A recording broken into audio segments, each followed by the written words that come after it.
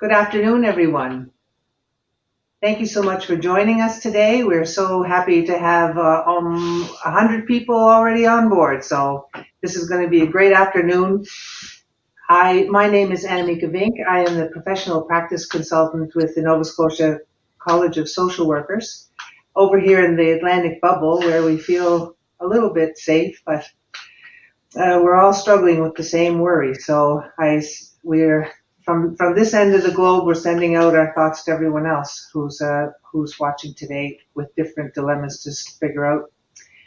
We're going to talk today about family diagrams and how you can best use them to sort through some of the things that people will bring into the office to talk to you about, and how to make them make sense both for them and for you, and help you along with doing your best social work practice.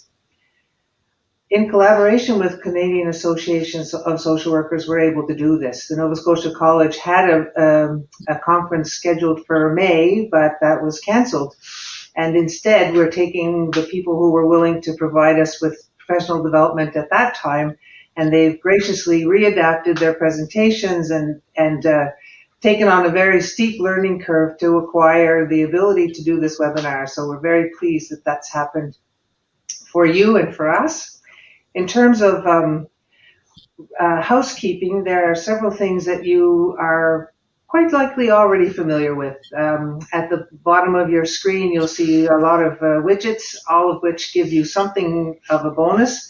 One will be, of course, at the end of the presentation, or I should say within 40 minutes, you can receive a certificate of attendance. But more importantly, the handouts, the slide presentation, and contact information for Anne and Jim, should you want to have further connection.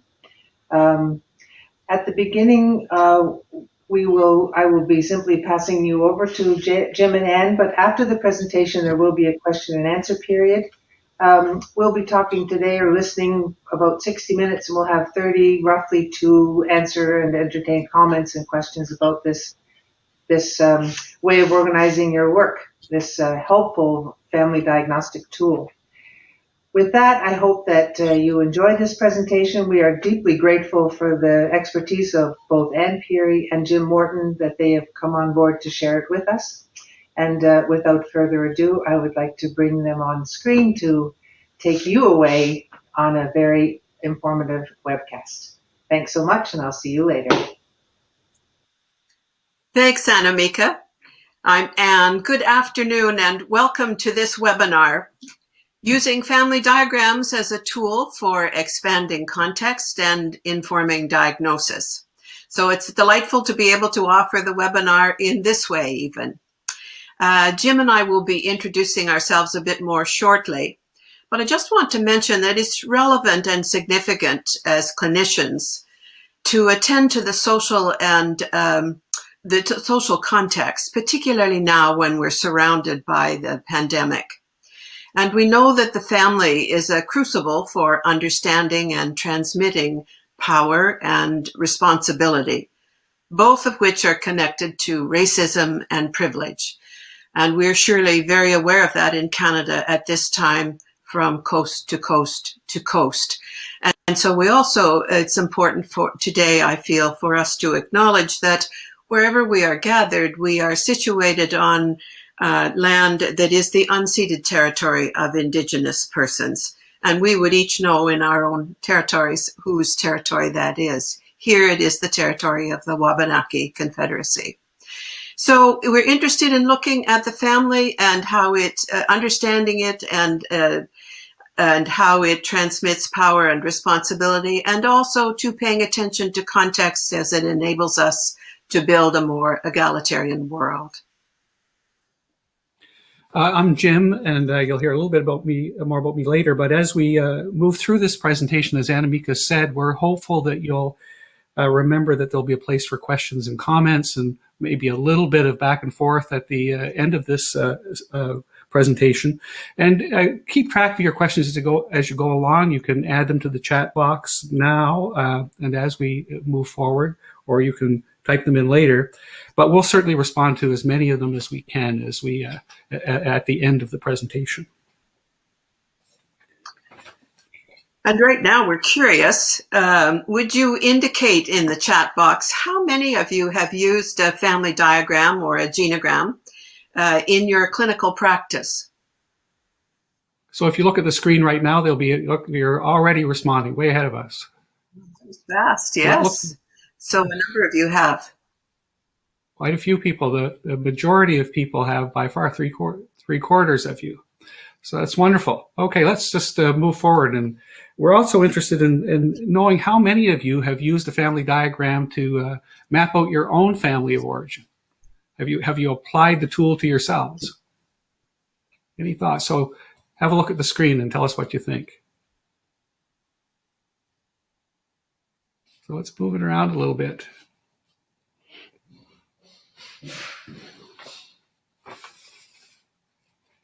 So a good number have, and it moves around a bit. Yes. That's right. Thank you. Anyway, that's an interesting difference, and maybe that will, thinking about that a little further, will be part of what happens as we move through this. So we want to move next and show you a slide, and we would like you to do just a little bit. Before we do that, Jim, I think we agreed to introduce ourselves a bit further. We did. So let's do that now. That's all right. I'm Ann Peary. I'm a professional social worker, a graduate of Carleton with an MSW. And I've worked in various clinical settings in several provinces, in hospitals, child protection, in family services, in private practice, and laterally in mental health. And I'm also a middle child, so I began my life noticing relationships and the context around me. I was introduced to Bowen Family Systems Theory in the 90s by Jim, and it has informed my work with families and individuals throughout my career. It certainly deepens my understanding of my own family of origin, which is a lifelong process of discovery. And in nonprofit organizations and intergenerational gatherings, I find that family systems theory informs my perspective and my understanding of leadership in changing times. Tell us a bit more about you, Jim. Thanks, Anne. My name is Jim Morton. I'm also a social worker. I have an MSW from Dalhousie University. I attended there a long time ago when it was still called the Maritime School of Social Work. And I've worked as a family therapist in mental health, with family service movement, in addictions and private practice. I've done administrative work and organizational consulting. But over my career, I think it's fair to say that I've become increasingly interested in the relevance of social context and on how experience is influenced across time and between generations. So that's a little bit about me and a bit about Anne. And what we want to do next is show you a picture. And I'm going to just put that on the screen. And I would like you to have a look. And I would like you to think a little bit, just to think about, what do you see here? And how would you describe this young person's experience is the second question. What do you see, and how would you describe this young person's experience? And we would like you to type your responses in the chat box.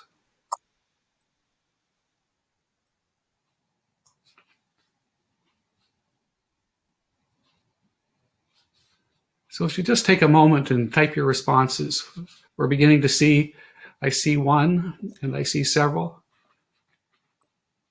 Mm-hmm.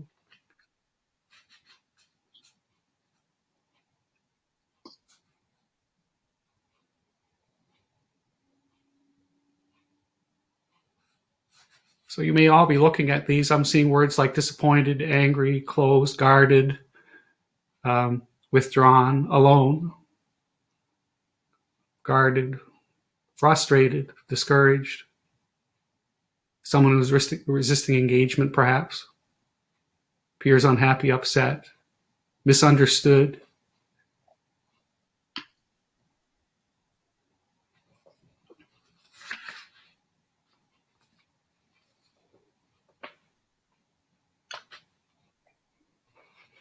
Tentative,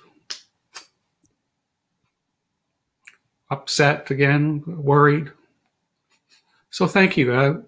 closed off. I think that's good. We're getting a good representation of the kinds of things that people have been thinking, maybe feeling treated unfairly, disconnected, alone, upset. Again, words we're hearing. So, and I guess we could speculate about where that kind of thought comes from. It might be from the body language. It might be from an expression on the person's face. Maybe you can see certain kinds of muscle tensions. There are things to observe, and the uniformity of the kinds of things that have been said is quite interesting. So we want to show you another picture, and we would like you to do exactly the same thing. Consider what I think, Annie, you were going to take that one. Sorry. Sure. So, lots of comments, and as you observe and notice this picture, what do you see now, and how would you describe this young person's experience?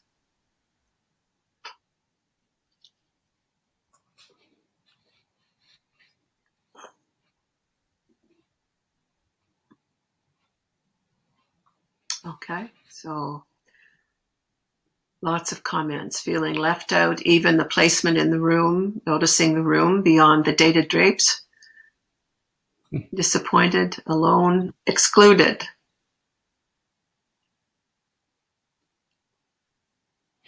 So seeing this young boy with others around, noticing adults laughing, drinking, invisible to the parents. Mm. So noticing a lot of things. The picture has expanded, and your comments indicate you taking in the details of the parents in the room and the boy, with the drinking, having fun, and yet he's continuing to be unsettled. And they might not be the parents. That's an important observation, not to make an assumption about who these people are.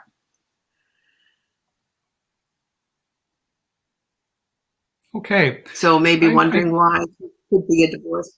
So we're going to move now to a family diagram, which is, and Jim, I'll let you tell us more about that. Well, I think what we wanted to do, we've showed you both pictures because we believe that context matters. And as you expand the number of the particular information that people get to see, as you broaden the borders of the picture, you get to see increasing amounts of information, and that information can increase understanding. So we think expanding context adds to an understanding of lived experience, as our slide says, offering data that can inform assessment. And if we inform the assessment process differently, that has a bearing on how we move forward into treatment planning. And we learn about context through observation and discussion. I think one of the problems with pictures is, although it gives us a bit of information, it lacks the specificity that can come through asking questions and through observing actual interaction between people. We think, and I think, as Anne has already mentioned, and this will probably come up quite a few times during our presentation, there are a couple of key guidelines in working with diagrams, as there are working with people generally, and that's always to avoid speculation and judgment. The value of diagrams and of having conversations is that it kind of moves to a more objective place, and it understands the complexity of life as well, I think. And so rather than judge or speculate, we try to become educated and informed. So I guess the other characteristic of this work that's critical is finding ways to be respectful and finding ways to be neutral. When you think about the individual in the context of life, which diagrams are very much a part of, it always becomes a factor to think about it's easy to think who might be at fault or who might be causing something. But what we're encouraging is to think in a more about what information is available and to try to find a way to be neutral about that.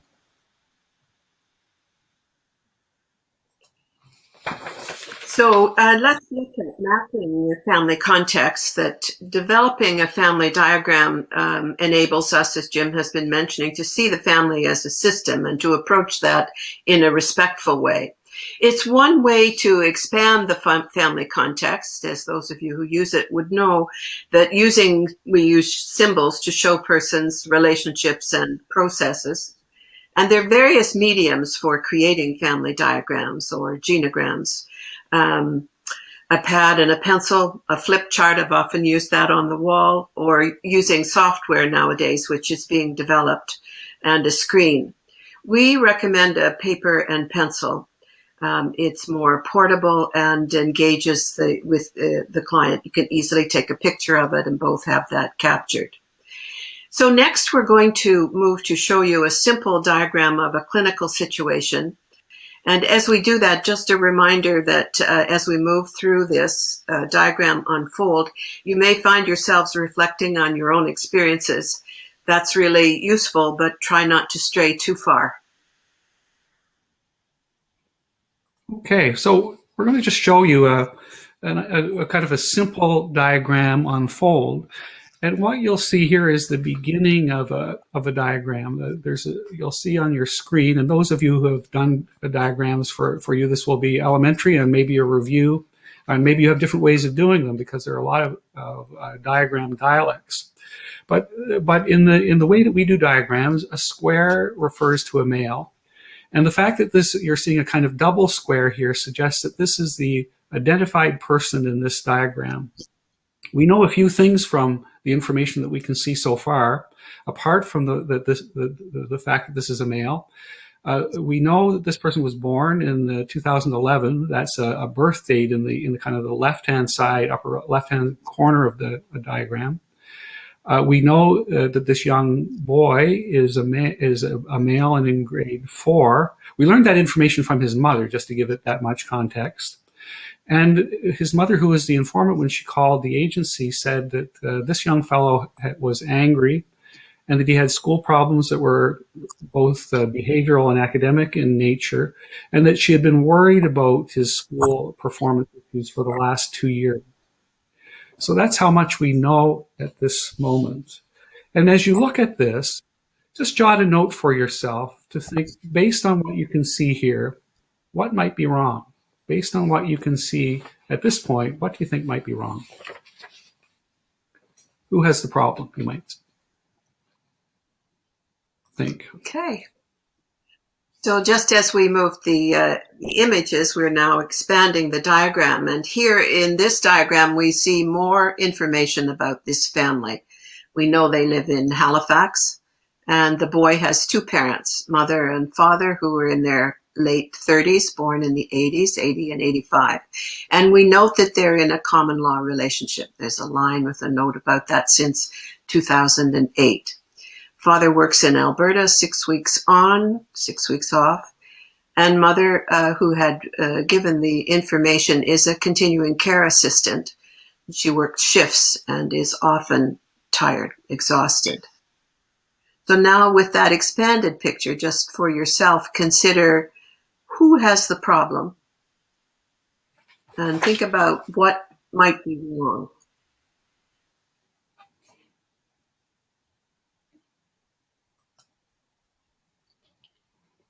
So we're now building a diagram a little larger and showing you a bit more information about this family picture.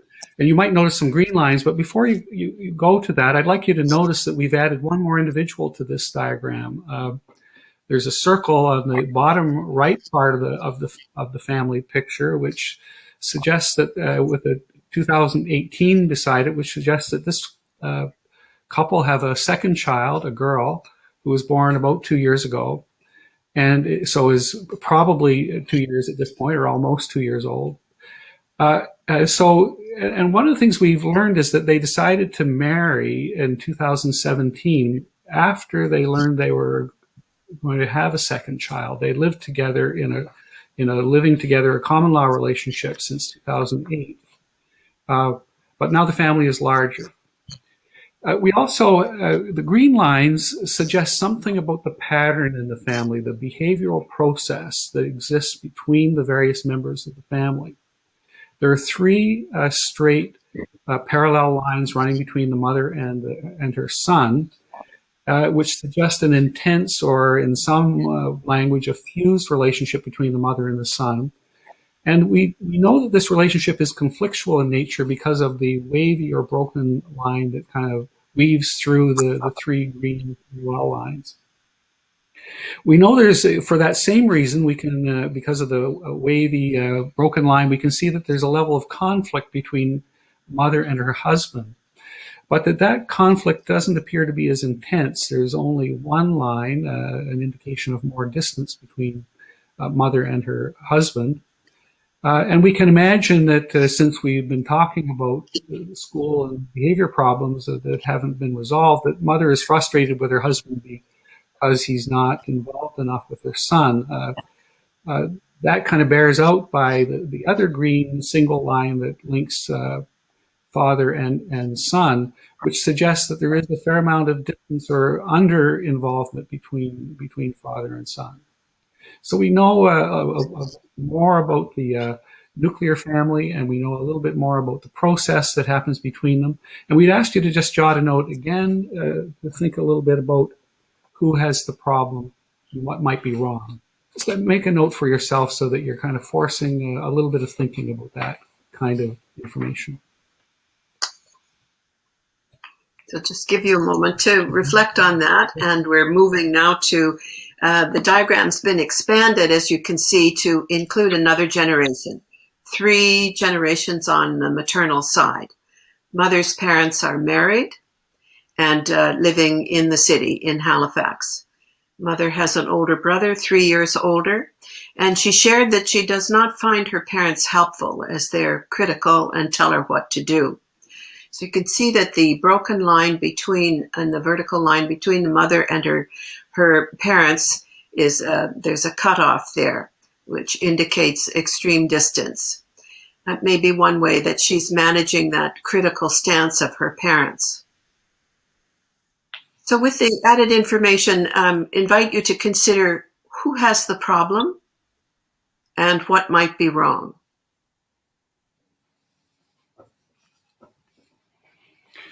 We're not going to answer all those questions today, but we do want you to think about them. One of the things we believe, though, about expanding a diagram is that you can, in a sense, see that there might be several people who have problems. We have a young fellow, age 9, who's got problems in school. We have a mother who's worried about him, a father who perhaps is feeling pressure from his wife to do something more, and he's not sure what that is.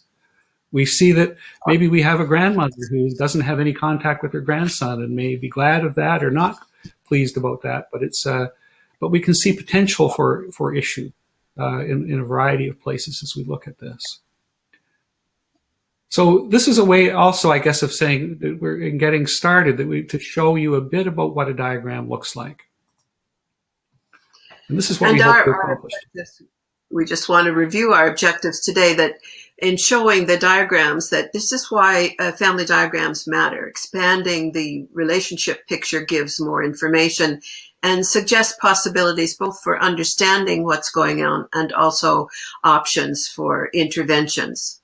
So our first objective is to show that placing symptoms in their family social context informs our diagnostic work. And our second objective is a simple one. We'd like to show you how to construct the family diagram, and we've begun that already in a small way, and we'll continue to do that. But we hope that you'll leave this meeting with sufficient information to explore the creation of diagrams in your own life and with clients. And this might be just a place to remind you that there are handouts you can take away with you if you haven't already found them.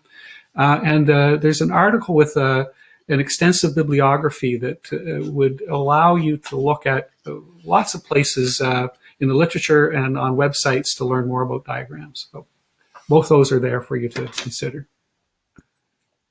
Thanks, Jim.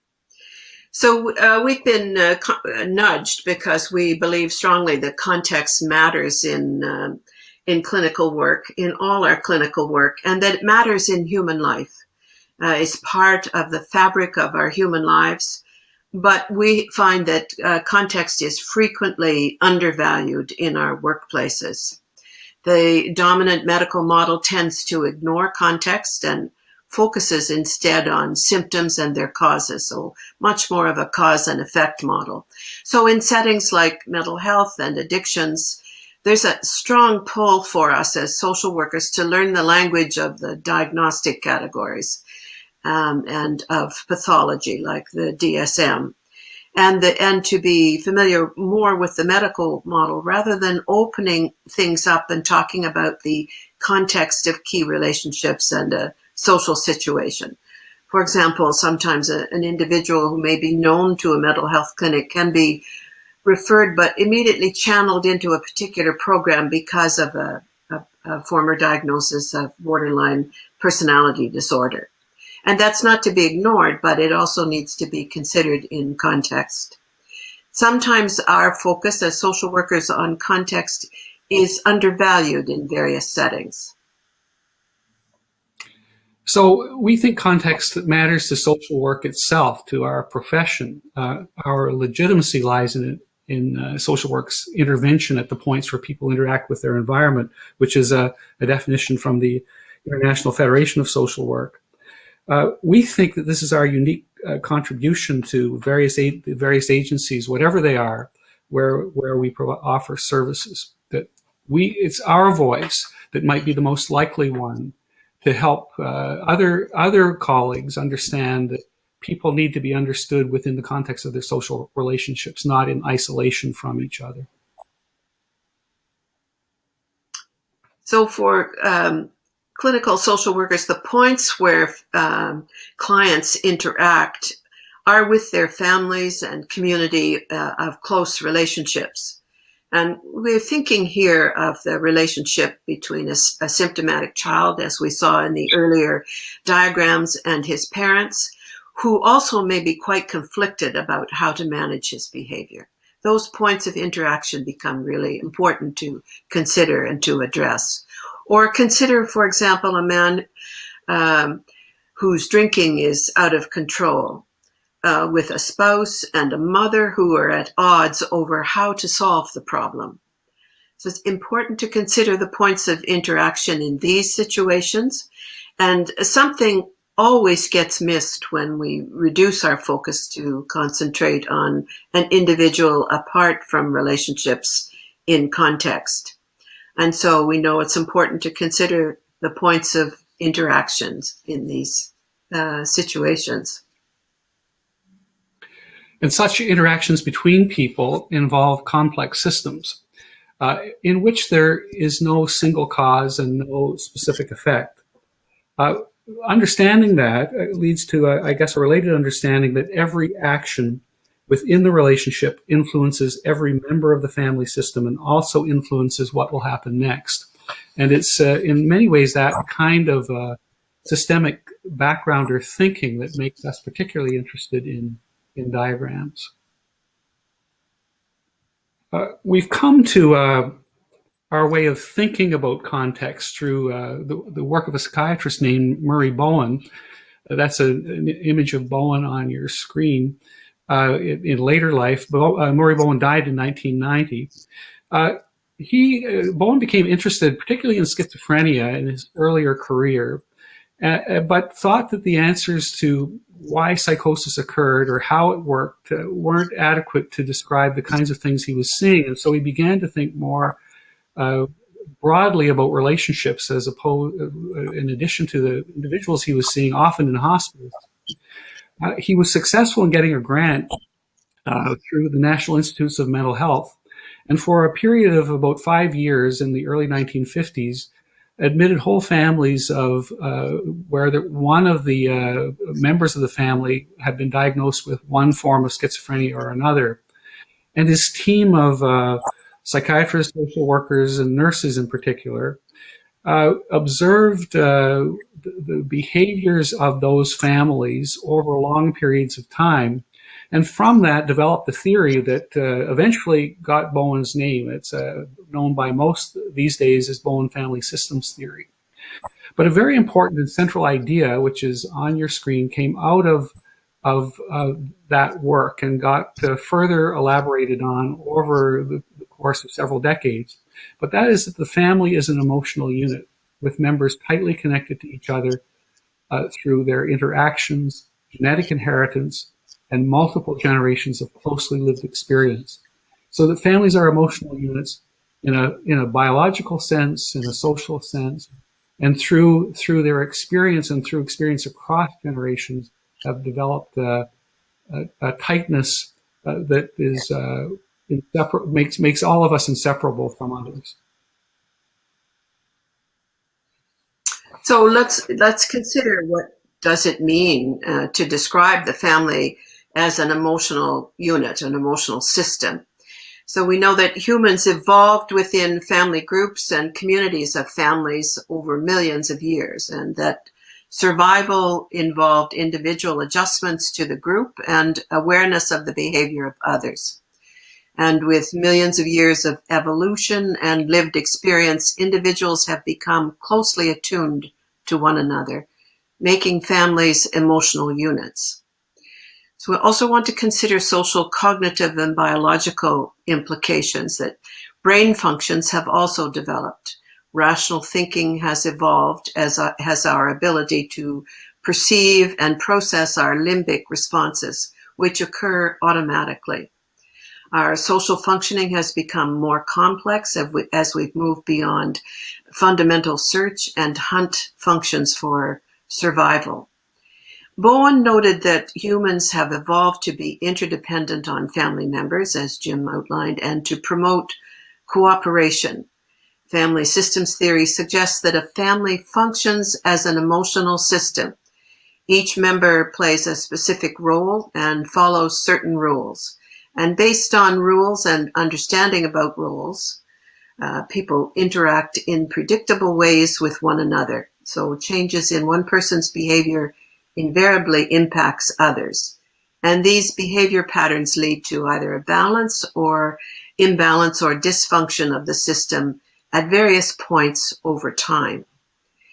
The term emotion is not the same as feelings, which are reactions, like overt reactions like fear or pleasure, which we are aware of. In family systems theory, emotion refers to the current or laser of reactivity or instinct that prompts reciprocal changes between and among family members. It's often outside our awareness, happening automatically. Think of a teen arriving home late. A parent has been waiting, uses a particular tone of voice, and chastises the teenager, who stomps off and slams the door. Another member of the household, it might be a parent or another significant adult, may become activated and try to either reason with the teen or remind the parent not to be so bossy and so upset.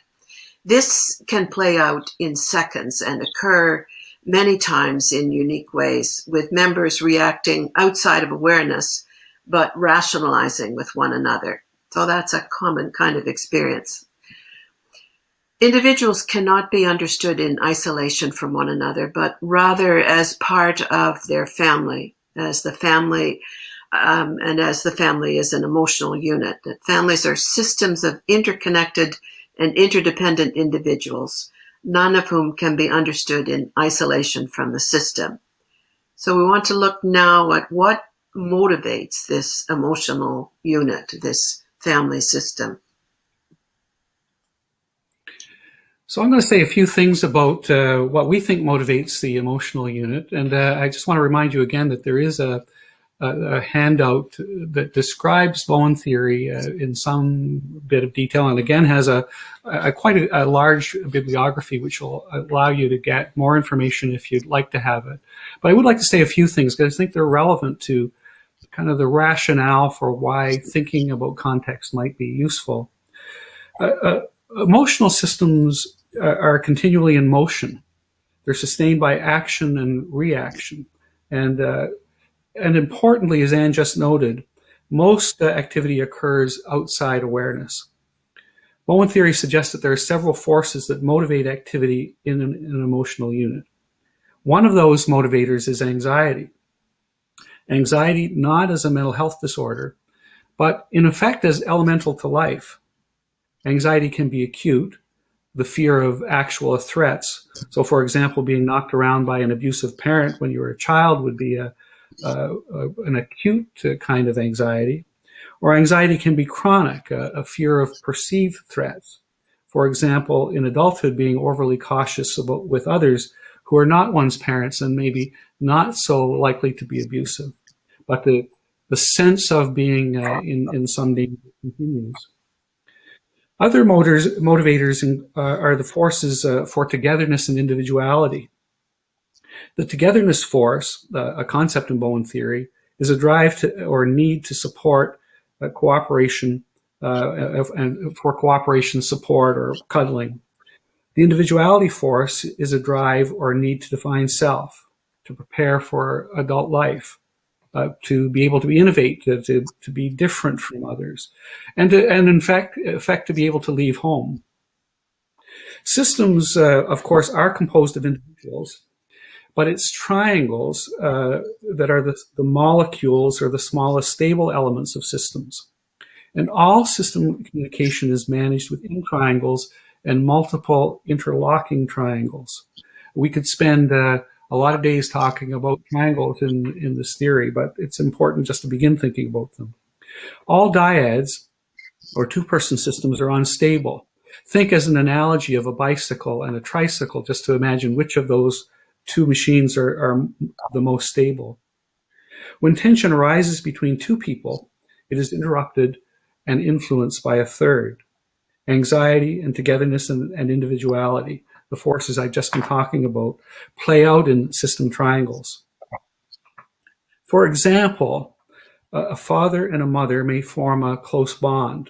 Mother is somewhat on the outside of this triangle. This feels great to the daughter until father begins to set some limits on her behavior. So she turns to her mother for support. Later, when daughter feels that mother doesn't understand her, she turns back again to father. Triangles tend to move in that simple three-person system in that way to manage system anxiety and to help maintain stability. Individuals also motivate or influence family systems. But of course, all individuals are different.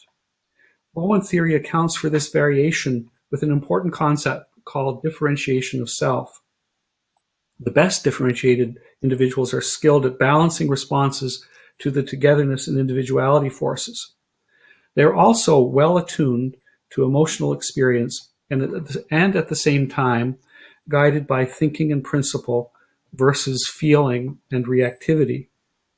In Bowen's systems theory, a key focus is on the effort of managing oneself within one's own family, and even small changes in levels or degrees of differentiation can have a huge impact on system functioning. In other words, if one person begins to do a better job of managing publicly in their world, other people do better as well. Nothing about anxiety, the togetherness and individuality forces, triangles, or differentiation of self implies judgment. There are behaviors, responses that influence system functioning and serve to maintain systems in a steady state. And mostly, as we've been saying repeatedly and for good reason, they play out below consciousness. There are many, many reasons for creating family diagrams, but one important reason is to make these forces or motivators more visible. The diagram offers a kind of linguistic shortcut to creating that kind of visibility. So here's a sheet that is on the website, so there's no need to copy, and many of you may have this. It's an outline of very basic diagram symbols for a family diagram. And there are many ways of doing diagrams, and you can find a lot of information about this online.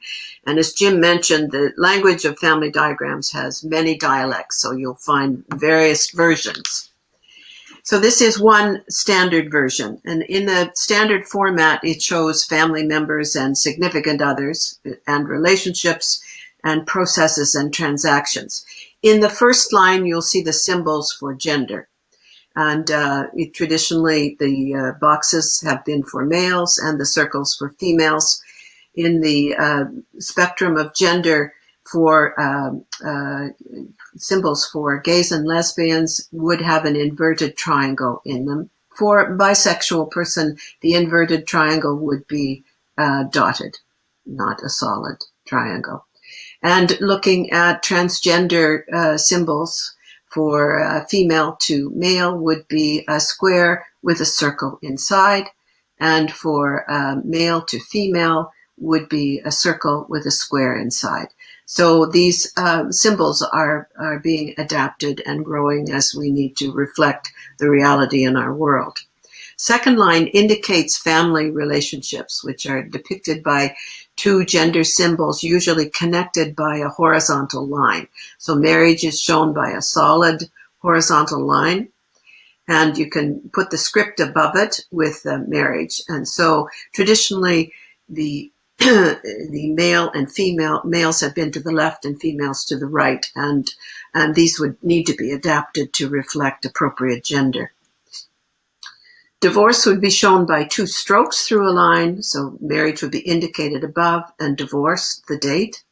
And in the third symbol, the dotted line indicates a common law or living together relationship with the date above it.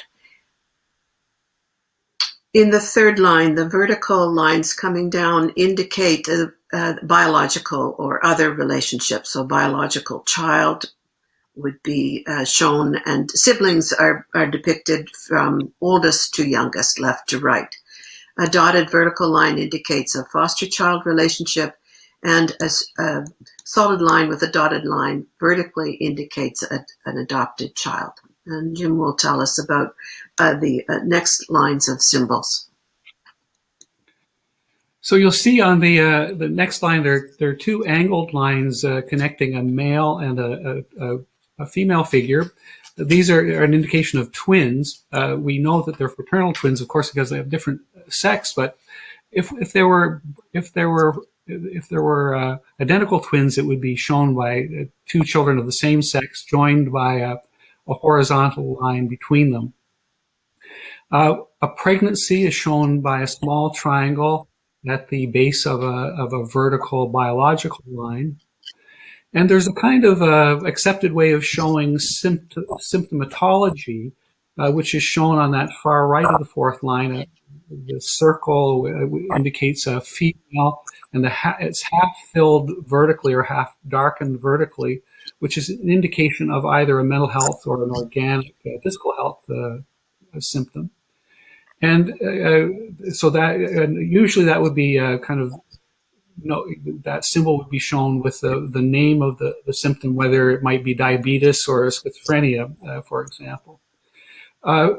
For a more social symptom, as is shown with the male symbol at the bottom, half of the symbol is filled at a horizontal level. It could be substance abuse, which is indicated here, but it could also be something like a gambling problem would be shown that way, perhaps, or some kind of criminal behavior might be shown in that way if it was persistent as a social symptom. The lines in the next row show relationships. We showed those in terms of those green connecting pieces of information in the previous diagram that we demonstrated. A positive relationship is shown by two parallel lines running together. A distant relationship is shown by a single line, and a fused or intense relationship is shown by three lines together. And those different kinds of intensity tend to be important in trying to understand the nature of context and contextual relationships between people. And in the bottom line, you'll see a little bit more information about how to show process. We've shown how to show conflict by a broken line running, in this case, through an intense three lines. But again, as we demonstrated earlier, that could be through any kind of conflict can happen in any kind of relationship. A cutoff or a distance between people where there is very little or only formal, rigid, or non-communicative kind of a relationship is shown by a break in a relationship line. And sometimes in relationships, communication may work more in one direction than another. In some relationships, maybe where alcohol abuse is a good example, where one person is drinking and another person is trying to get them to do something different, there's a kind of a pursuit and distancing relationship. So sometimes when things work that way, a relationship line would be shown with an arrow at one end of it. So these are just a few symbols that will give you an introduction to the dictionary of creating diagrams. But there are, as Anne was pointing out, it's a growing field, and you can learn more about this in many ways if you wish, and as we move forward. So those are the basic shapes in the design, and there's much to be said about the process of how to construct a family diagram. And as we look at how to construct a family diagram, remember, you may find yourselves reflecting on your own situations clinically and your own families. And for us, that can be interesting or uncomfortable. You might notice who you include in your family diagrams and who is not there, and what information is known to you and what is unclear, as those offer fruitful avenues. So we believe that exploring the therapist's own family using a family diagram is a worthy pursuit in clarifying our own therapeutic position and our experiences or our postures in clinical situations. So we'll move forward to show another evolving diagram, but Jim will walk us through how getting started is important. Yeah, so getting started matters when you're thinking about a diagram, because there are a couple of things that are worthwhile saying in advance. One is that in the best sense, in a clinical way, creating a diagram is a collaborative process. It's important that it's not something that's done to somebody, but an activity that a client or the person or people whose diagram is being drawn are engaged in the process, and that it becomes a tool that matters in their own lives and their own thinking. So collaboration is an important word in this process. That said, it's quite likely that at intake, depending on where you work and the kinds of information your organization gathers, some data might be available at intake. And so making use of that can be helpful. It can save a little bit of time, and it can be a way to sort of clarify with the client whether the intake data is accurate. When to start doing a diagram is also an important consideration. When people come into a clinical setting, at least, maybe the last thing they're thinking about is how their family is influencing or influenced by this, or about diagrams. So a diagram probably is best begun once you've explored the presenting problem sufficiently enough to allow clients to begin to calm a little bit and to begin to focus on some of the more objective information about their situation. Once they know you've understood their circumstances a bit. When discussing the presenting problem, as an aside, I would just ask you to think about how long, in fact, does it take for significant others to be mentioned. In my experience, the names of other people come up within a few minutes. It might be a report on how somebody's relative reacts to the presenting problem. It might be about somebody who urged them to make an appointment or drove them to the session. But there are many ways in which the names of significant others come up. So in my experience, often people are quite willing to think about how their situation is intersecting with the lives of other people who are close to them and important to them, either because those other people are friendly or because they're not. It's also practically important to consider where to start a diagram on a page. And the consideration in this is how big is a family. A nuclear family, for example, with 6 children takes more space and more time to draw than a couple with 1 child. It's also important to think about when getting started the birth position of an identified person. Is the identified person and somebody older who will be in a multi-generational diagram at the top of your page, if I could use that kind of graphic language, or is it a young person who is maybe one of the later arrivals in a family constellation? It's also important to think about whether parents have had more than one marriage, not as a way to judge whether those marriages have been successes or failures, or to try to determine why that's been the case, at least at this point, but to think about how can we fit all that information in the horizontal part of the page. A parent who's had 3 marriages will take more space than where there's only been the 1 marriage, of course. So these are just basic facts that can help give some consideration to spacing on a page. And it's also important to remember the basics. Illustrating gender involves using squares and circles for males and females, and variations where people identify differently. And it's also a kind of a convention in the use of diagrams that birth order is shown by placing the oldest child to the left and the youngest child to the far right, and other children spaced in order of their births between the older and the younger.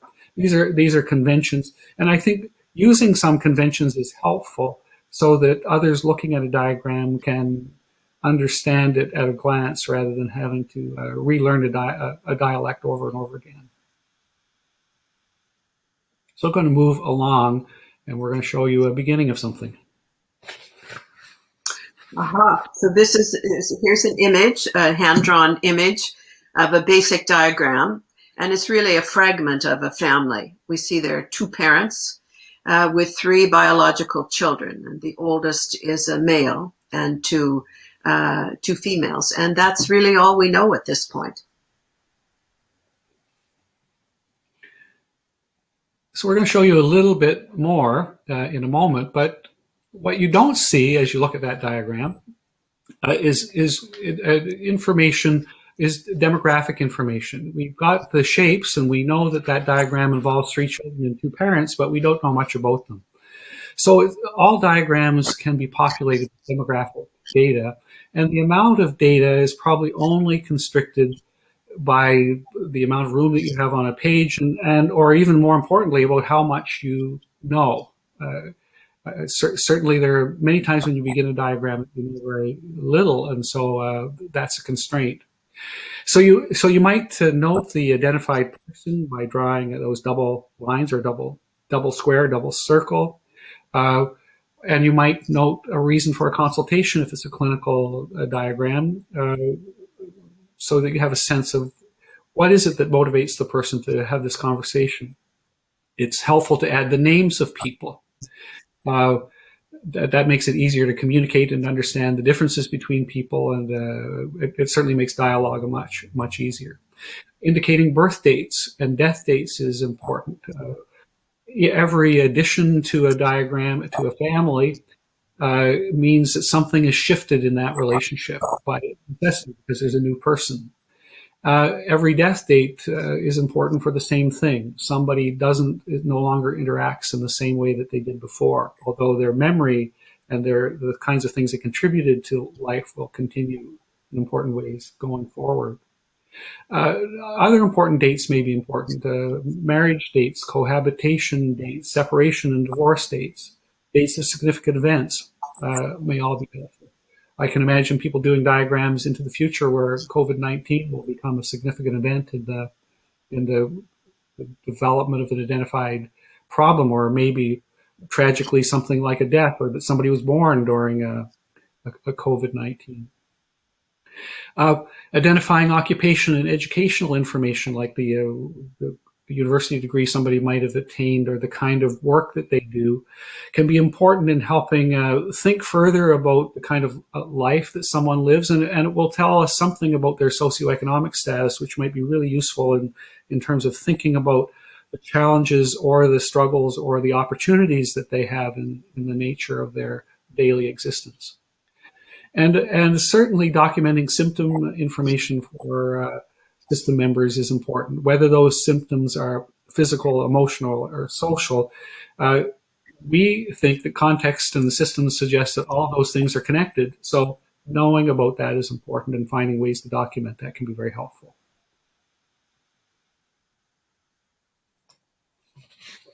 So looking here at how to flesh out a diagram with some of the information that Jim has outlined by populating it with demographic information. So we note that there is an identified person, the middle child, Tara, and the reason for consultation, which is not eating and losing weight. And we note that that's not diagnostic information, that's describing the referring information. The names of family members are here. John and Marg are the parents and the three children. And the birth dates are beside each, up in the left-hand corner over the symbol. The occupation, Father John is a CEO in a new job, and the mother Marg is a teacher who's unemployed. And each of the siblings, there's a note about their situation. Jeff has gone to University Memorial on scholarship. Tara's in grade 11 and is engaged in drama. And Jesse, the youngest, is in grade 4 and plays soccer. So there's the demographic information includes constructive engagements as well as other important information. We note as well the common law relationship that Father had. We don't know when that began, but there's a script above the dotted line that indicates it ended in 1998. And John and Mark have been married since the year 2000. We know that they moved from Truro, actually. This is a composite situation, by the way, to St. John 6 months ago. So we have now more information about family members, about their relationships, and where they live. We have an idea who is the identified person and the issues. So there, as Jim has mentioned, there aren't restrictions on the number of contextual details that could be added to the diagram, even along the side, except the space on the page. But we also know this is just a fragment of a family, and that family diagrams can include several generations. Yes, and I think the word fragment is really important here. Every diagram is a fragment. I think no diagram is complete, and because systems continuously are in motion and change, they add members and have members leave, so things continuously move.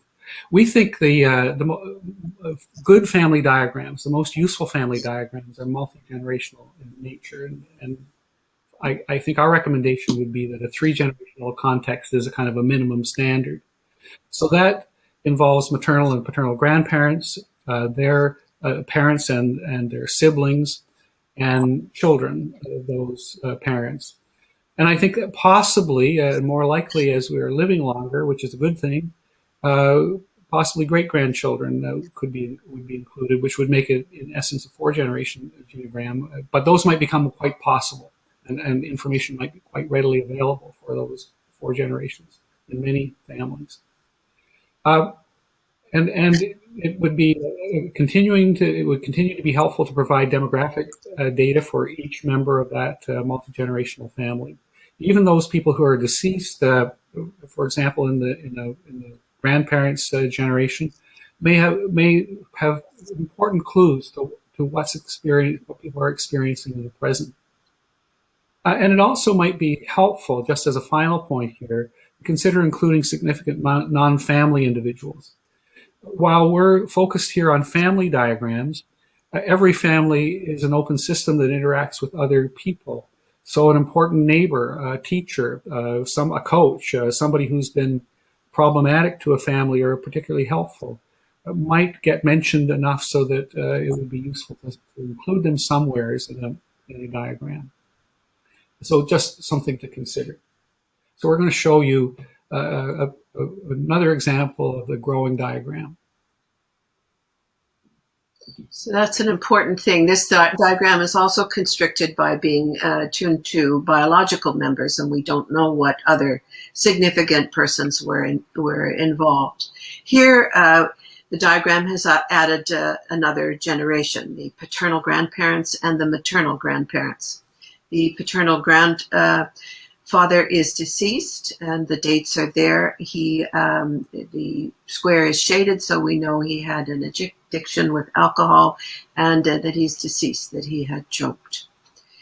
Father has an older sibling, an older brother who is married, and that relationship is one of cutoff from the family. Mother is a nurse and engaged in her career. The maternal grandparents, just to note that they're both living. They live away in Ontario. And there were 3 siblings in the family. Mother's older sister is married and has identical twins. So you see the angled lines and the line joining the two, the twins, the nieces. And that mother's younger sibling, a brother, died at age 11 in 1993, and he died of cancer. Father is retired and was a factory worker. So that adds another generation. And now we know where these families live. The paternal grandparents live in Truro, and maternal grandparents live in Ontario. We can look further at other kinds of information to include in family diagrams, looking particularly at the transactional processes, the relationship process that can be depicted. And Jim will give us some more information about how to do that, how system processes work. So diagrams show some facts about who and how old, but they can also show some facts about how the processes work. And we've been repeatedly saying behavioral processes usually go unnoticed. And it's because they go unnoticed that it's helpful to kind of encourage people to think about what happens. Gathering information about where to put those process pieces, those process lines, comes from asking questions or from observing directly if you're fortunate enough to see a whole family together. But often you're gathering information from an individual who's trying to recall or becomes an observer of processes into the future and asking questions about what happens when significant disruptions of symptoms occur, particularly the presenting problem, may be good starting points. So the questions that one might be wanting to learn about is who is involved, like who are the players? What happens when the presenting problem is activated? What happens next? How long does this process last and how does it end? And getting a lot of information about that, those patterns in detail can be very useful.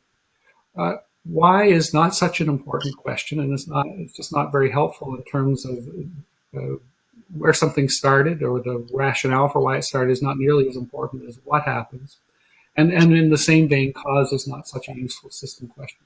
For process, we're really interested in understanding what happens and what impact does it have. So I'll show you a little bit now about how to map some of that kind of information. So here, assuming that we've been asking important questions to illuminate the significant processes that are recurring in this family system, our eyes are drawn to the lines and the colors, which help to show who's involved and what happens. So this is an example of a system process when the concerns began. There's clearly a conflictual relationship between the parents, and that is also quite tense, shown by the 3 lines. And between Mother, Marg, and her daughter, again, a lot of tension and conflict that focuses around when the problem occurs.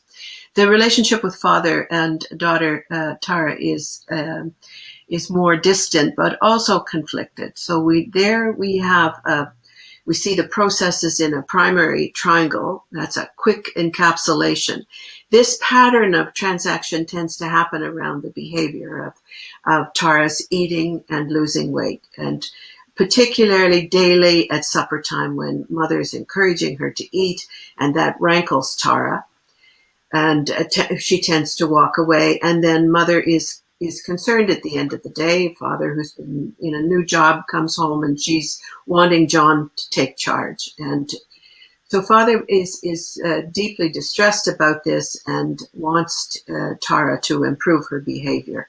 Mother's encouraging him to spend more quality time with her. This is an example of a system process that we've highlighted using the lines and the squiggly marks that tell about the patterns and processes. But we know that patterns and processes are often generation to generation.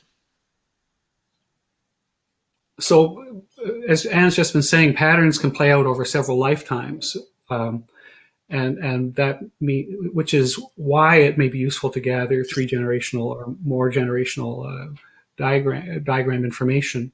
The effects of trauma, such as adverse childhood experience, are perhaps good examples. Is a good example of playing out over lifetimes.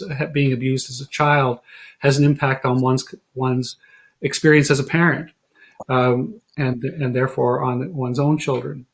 With substance dependency, for example, we know a lot about the adult children of substance abusing parents. So again, another way in which life tends to replicate itself.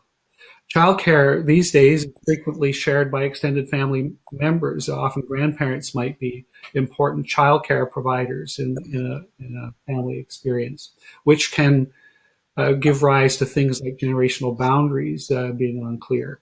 So learning about how the generations work together can be and exist together, and what information is available can be very helpful in understanding the present. So I'll show you again another bit of an example of mapping those processes.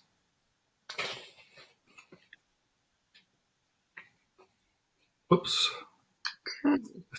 So looking here at this diagram, here we learn something about how Tara's parents related to their own parents and the nature of their relationships. That Marg was very close to her own mother, shown by 3 lines between her, wanting her mother to have her own career, especially after the brother's death. And that she and her father were more distant. You see the 1 line between Marg and her father. And Marg seemed to understand that because he was away a lot on shift work. And the relationship between the grandparents is shown as close and unconflicted.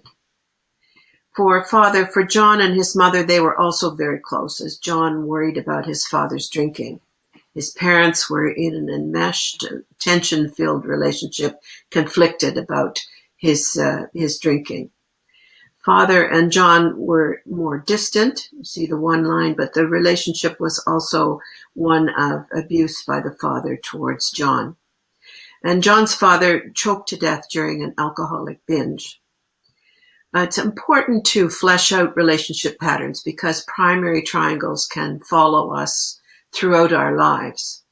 The inference here is that John and Mary's triangles with their own parents may influence their parenting with Tara, especially at challenging times or with issues that arise, like her drinking, her binging and purging behavior.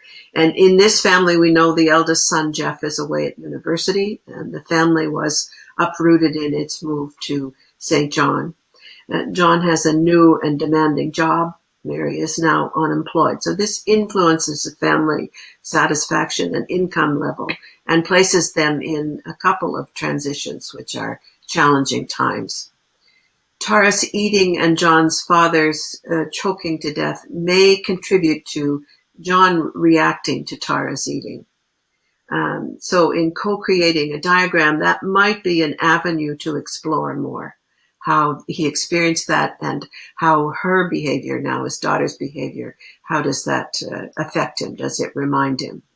So again, as Jim has mentioned previously, asking good questions to collaborate with family members helps illuminate issues and efforts, things they may already have tried.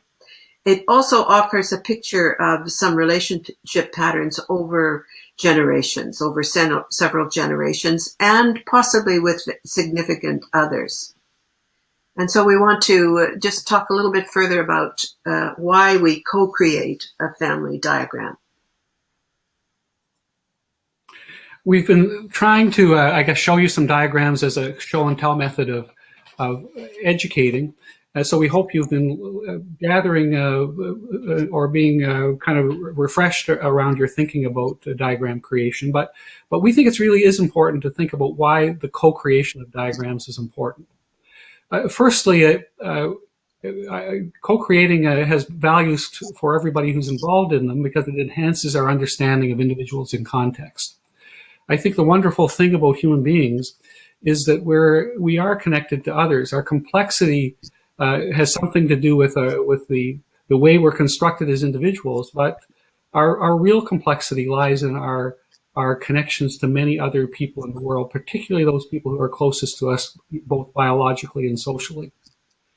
I think the co-creation is important too because it engages individuals whose diagram is being created in actively exploring context. Often because things fly beneath the radar or are outside consciousness, individuals don't know a lot about what's going on around them, even though they might live in it every day. And so my experience in doing this is people become surprised by many things as they begin to explore their worlds. Gathering information with clients, we think too is a respectful stance that acknowledges one of our basic tenets as social workers, client self-determination. This is a tool that people can use themselves and use at their own time. Diagrams give the service provider as well a better sense of how individuals influence and are being influenced by the presenting issues and processes that maintain the concerns that clients bring to treatment. And I think it's fair to say, too, that diagrams may provide the service user with a broader perspective on client experience and open up novel possibilities for moving forward. And importantly, diagrams, as they're being created, may give the service provider and the service user information about system leadership. Who within the system is in the best place, for example, to take a position of leadership where people have a substance use problem, or experience psychosis, or in child welfare, or where a chronic illness exists. The person with the symptoms, the person who lives with the symptoms, may have the least capacity to take leadership. It may well be someone who stands beside them, who has a chance to do something different, and taking stock of those things can be very useful in planning. Co-creating a diagram helps both user and provider answer two important system questions. How does the system contribute to the maintenance of symptoms? And conversely, kind of the mirror question, how do symptoms contribute to the maintenance of systems? Being able to reflect on these two questions, we think, is a very useful way to contribute in our workplaces to both diagnostic work and to more creative treatment planning. So we think these kinds of things are important. And again, just to say one final thing about the co-creation of diagrams, we want to remind you, as we've been kind of looking at all of this, that no one's to blame, which is consistent with our value as social workers of being non-judgmental. Everyone is caught up in the influences that extend beyond consciousness, beyond individuals, and into other generations of experience. And in our view, this makes an understanding of context and systems essential to effective diagnosis and treatment of problems, and makes family diagrams a useful tool in clinical work. Not the only tool for sure, but a useful tool. So we have come to a place where we wonder if you have some questions or thoughts, and Anamika may join us again to help us with that process in case you have. There she is. Well, thank you so much, Jim and Anne. This has been so informative. There are questions floating around, I'll have you happily know. And you weren't able to see them on the screen, is that right? Oh. I don't know if you were, because as the audience may not know, this is our inaugural experience with this technology. So we're very, very fortunate to have background tech help, but sometimes there are glitches. However, Yeah, I'll begin with I guess we one haven't of the, had time to look. pardon? I think we haven't had time to look, maybe. That's okay. I understand that completely. So I have one for you that completely helps us get grounded in what question and answers there may be needed. In terms of uh,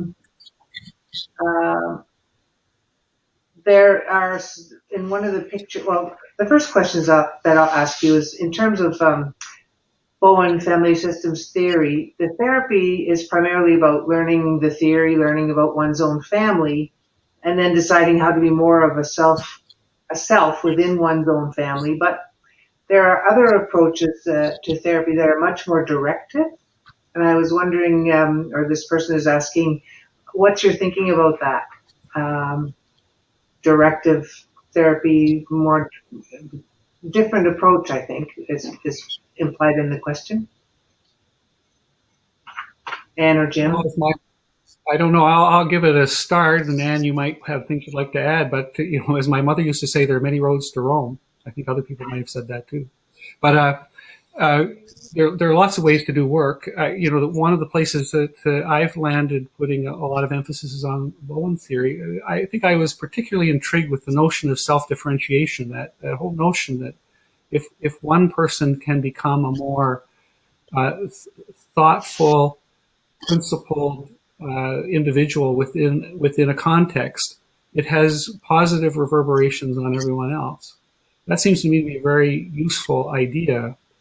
But I think in my work as a social worker who's done family therapy over quite a few years, most of my early work was doing directive therapy. I think I was very interested in my early days in the work of Milton Erickson and Jay Haley, who was kind of a student of Erickson, but finding creative directive ways to lead people to do something different, which would kind of break the log jam of symptoms.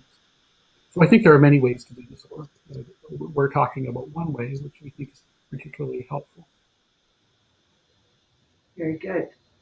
Another question is in relation to what if the client is unsure about the information you're looking for, like the father's relationship with his parents or those absences of information that we all can have maybe even within our own family. Are they encouraged to talk about this with their parents, or is the information based on what the client knows and discusses in the session?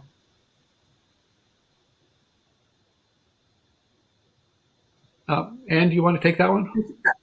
Sure. I think if there's an interest, if the person that you're questioning is interested in exploring that, part of it would be to ask who they might explore that with. And in family systems, often it's a cousin who will have information that gives an entirely different perspective.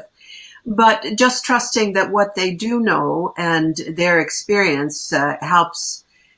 Often with very little information, it can reflect their experience of the relationship and the just observing what happened when they did certain things at certain ages. Jim, do you have other thoughts about that? Maybe that what we don't know is often very helpful. Not knowing how to answer a certain question, or not knowing what somebody did, or when they were born, or when they died, or what the relationship was like, creates an opportunity for becoming more of an investigator or an interviewer. So it's wonderful in my view when a client begins to do that exploration, maybe goes home and makes a phone call to a parent or a cousin or somebody else and asks questions. That's very useful. Okay, thank you. One of the questions is around the solid green lines in one of the slides, where the solid green lines are as reported by the mother. And the question is, how much value do we place in this information if we've only gathered information from the mom?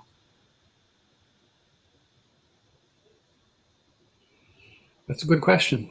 Well, I'll just say something. I think the more informants one has, and the more one can observe, the better. I think the co-creation idea is really important here, though. This diagram is not being created and information collected for the sake of the therapist or the social worker. It's being created for the value of people in the family. So if somebody is providing, if it's the mother who's providing this information, this is something that she needs to become an expert in. What exactly is my relationship like with my son or my spouse or my mother? And that understanding will have an influence on her own behavior.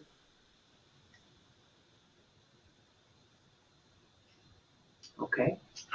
I'm not seeing a second question coming to that question from whoever posed it. So at this point, another question I'm reading is, what do you mean by generational boundaries? Which may feed into, what do you mean by a fused relationship? So, yeah. I guess what I think I used the term generational boundaries in one of the slides that I commented on. A generational boundary may be that, for example, a grandparent might respect a parent's responsibility to be the prime parent of her children, where there's been some kind of, sometimes generational boundaries become confused when I don't know, a grandchild might go to a grandparent and ask for support, which is a way of avoiding discipline from a parent. Things like that lead to confusion in who's responsible for parenting. So does that tie into the fusion question, where what is a fused relationship? I'll say this, and again, Anne, you might want to add more. A fused relation, I think they're separate things.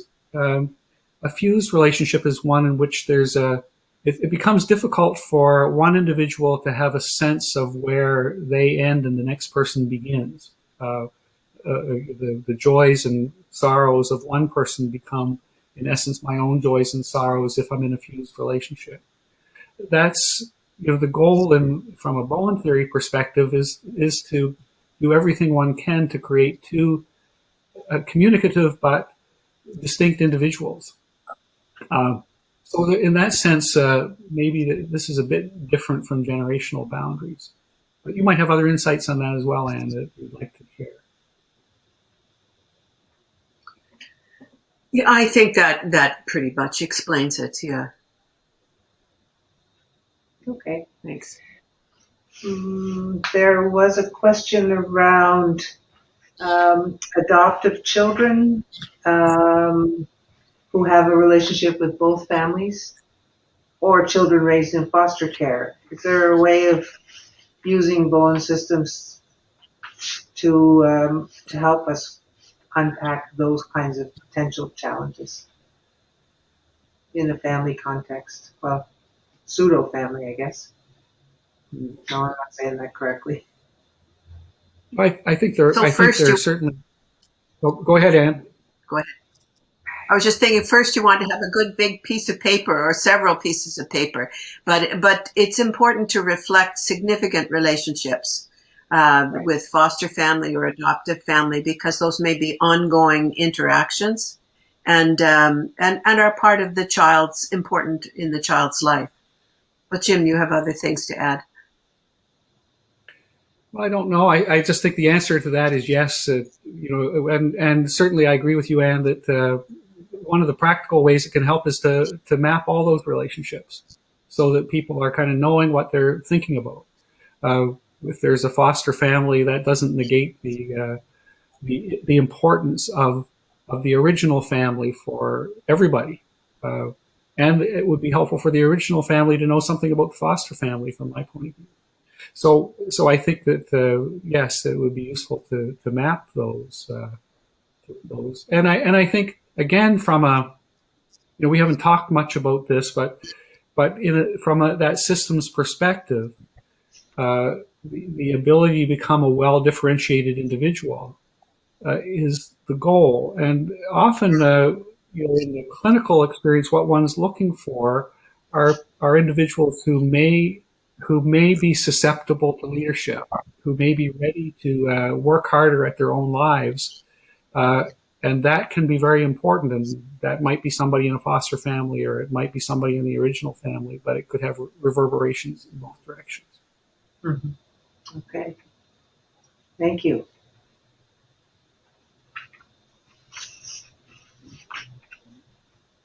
We've had a question ourselves, I guess, and I don't know if anybody who's still with us who might want to respond to that, but we've been interested in whether diagrams like this have relevance in your particular workplaces. I don't know if anybody's had experience, whether it's good or bad, but if somebody has had a thought about that and wants to type it in, that would be interesting.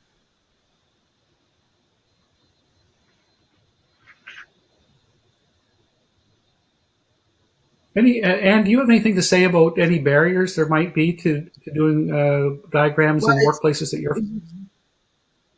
Yeah, I'd be very interested to hear from people about their experience in using diagrams in their workplaces. Certainly, in my own experience using in a mental health clinic, and at that time I was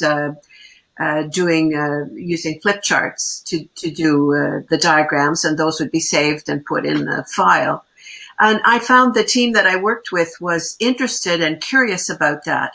But I wouldn't say that the practice became a generalized practice within that setting. So there was interest and room to present and talk in team meetings about family diagrams and to use those as a way of presenting the clinical situation or engaging with others about that. But it wasn't taken up as a generalized practice by others in that setting. So I appreciated the chance to be able to practice and to use them and the respect for it. But I wonder what it's like in other people's settings at this time. We've just got half an eye on the clock, and it looks like we're closing in on the end of our time. We are. And I think maybe we should just go to a review slide that we have. If somebody has a question, we would love to hear it later as well. Just to review, however, we had hoped to do several things today. One is to kind of remind you that individuals are social beings, tightly connected by in emotional units frequently called families. I think this is such an important fact that it's almost central to everything else, but I believe that many in the world in which we work have paid very little attention to this information. And we also believe that family and social context informs our diagnostic work, that it's important to meet people where they're at the points of their interactions. And it's not the only way to do this, but we think diagrams are kind of one means of capturing family context concisely and efficiently. It's a way to put something on paper. You can take a picture of it. You can email it. There are lots of ways it can be used to help family members communicate with each other about how they are and who they are. For sure. Mm-hmm. And like the comment about what if someone doesn't know about their family situation, family diagrams can help clients observe their own systems. That's right. And finally, we could spend lots and lots of time talking about this. They open up assessment options and alternatives for treatment. When you begin to see things in context, you begin to think about problems differently. And you begin to see possibilities for doing things differently that might actually lead to different outcomes. So that's what we tried to get you thinking about today. And we wanted to say thank you by just showing you a bit more of a diagram you've already seen, but to thank you for giving us to be with you a bit today. And just have fun exploring further. Thank you for this time. I'll just jump in then. As you look at the last slide, everyone can hear instead of while they're looking at the last slide. Thank you so much, Jim Morton and Ann Peary, for your sharing of this valuable information to help us almost declutter how we can sometimes get overwhelmed with one single focused problem. It's a means to an end to provide the therapist, the social worker, with the ability to be facilitative through the understanding, but also then to have somewhere to put some energy to help some of those key focal connecting points have a chance to breathe a little bit and perhaps become alternate, have different experiences than what people tend to experience as being a round and round we go again circle of repeating behaviors. So I appreciate that opportunity to hear about the Bowen Family Systems Theory, and appreciate your time having spent with us. If people are interested in having more contact with Jim or Anne, there was a slide giving their contact information, and if you can't find it, you can always go through, let me know. If you want to find your handouts and also the certificate of completion, the widgets are available, as well as as well as the slides themselves. So we appreciate your time. We have come to the end. Thank you so much.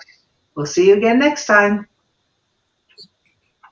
Thank you very much. Thank you.